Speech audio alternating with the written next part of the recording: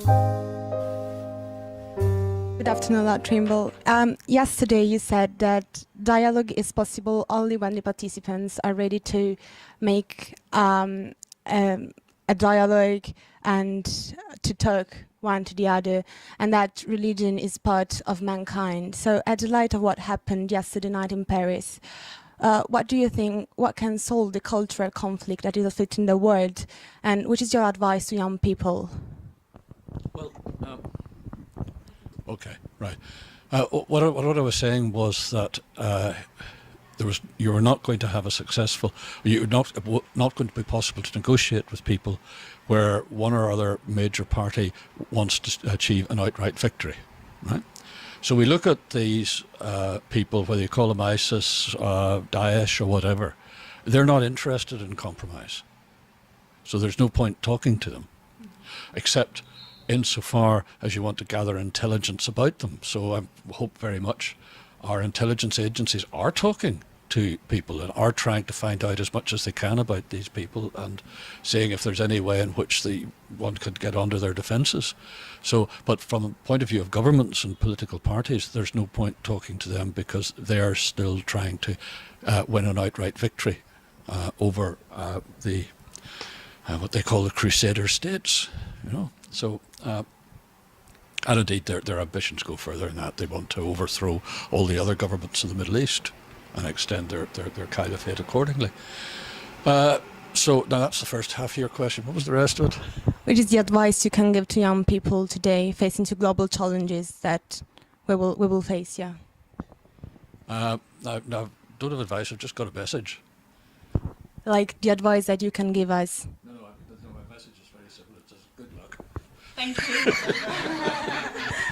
You're going to need it. I pass the microphone to my colleague. Lord Trimble, we know that you are a professor at a law professor at the Queen's University of Belfast. I study law, and I would like to know, starting from the Good Friday Agreement, how your juridical education influenced your approach in dealing with social problems in Northern Ireland. Well, there's a close relationship between law and politics, and you'll find quite a significant proportion of people who are actively involved in politics have a legal background, because of course one of the main things that parliaments do is to enact legislation, and that's something that legal background and skills appropriate to.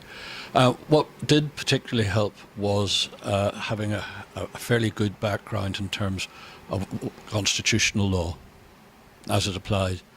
And constitutional law as it applies to Northern Ireland was slightly different to the constitutional law for the rest of the United Kingdom, because there's a slightly different history and some differences in the institutions.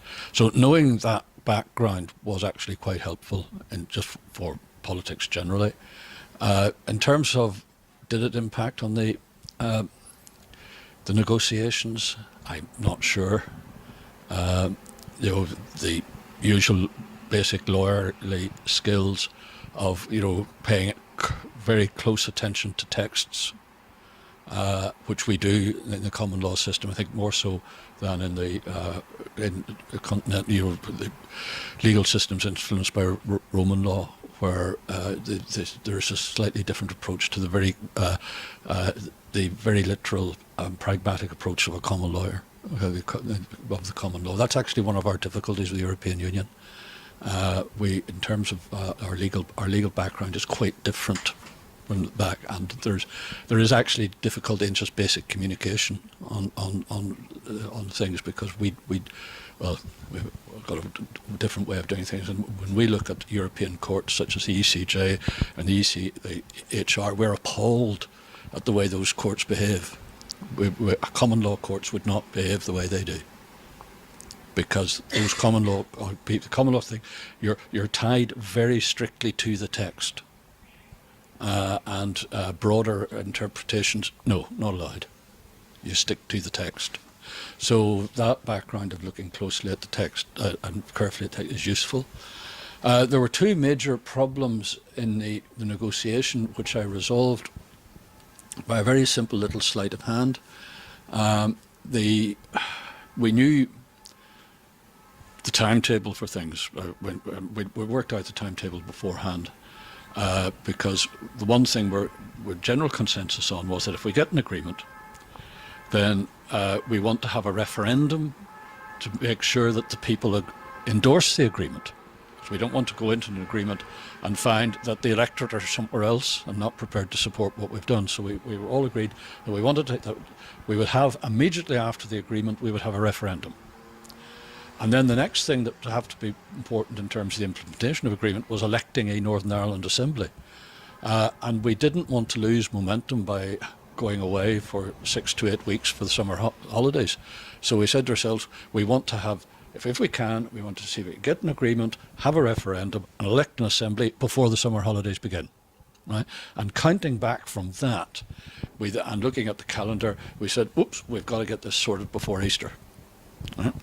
Now, that gave it that timetable, but there was another timetable, sorry, it's been too long on that, and that is if we had an agreement, then that would have to be converted into legislation, and then you'd have to then maybe start restructuring the administration, flowing on from that. And that couldn't start until we had got the initial steps, agreement, referendum, assembly election, and so only then could the process of legislating to implement the agreement begin. And that was obviously going to run into the autumn, and I had a conversation with some senior officials to say, you know, get to the point of full implementation. When are we likely to get to be in a position to devolve powers to the new institutions? And he said it's going to take at least 11 months from the date of the agreement to do that. And we had a couple of problems in the negotiations where we could not get agreement there and then. And I remember we couldn't. I found a way out of that impasse by saying, look, this issue is probably easier to solve after we've got a Northern Ireland Assembly elected, because it involved, I'm not going to, it was quite complicated. And I said, look, what we want to do with this is kick it past the agreement and the referendum campaign, and then after we get an assembly elected and we have people as First Minister, Deputy First Minister designate, then that puts them in a position to deal with this issue, and we can probably solve it then. And to make sure that people were happy with that, I said, you know, basically it was the Irish government was the one who were nervous about what was being proposed, and I said, look, we will not devolve power to the institution until we've sorted out this problem.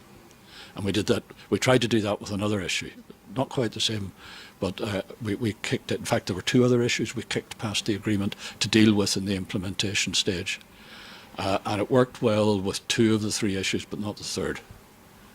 But that's, I don't know if there's any particularly legal skills involved in doing that, other than being familiar with the process of legislation and carrying that through and all the rest of it, and realising that there was time, and if you shifted the time frame, then that made it easier to deal with the issue.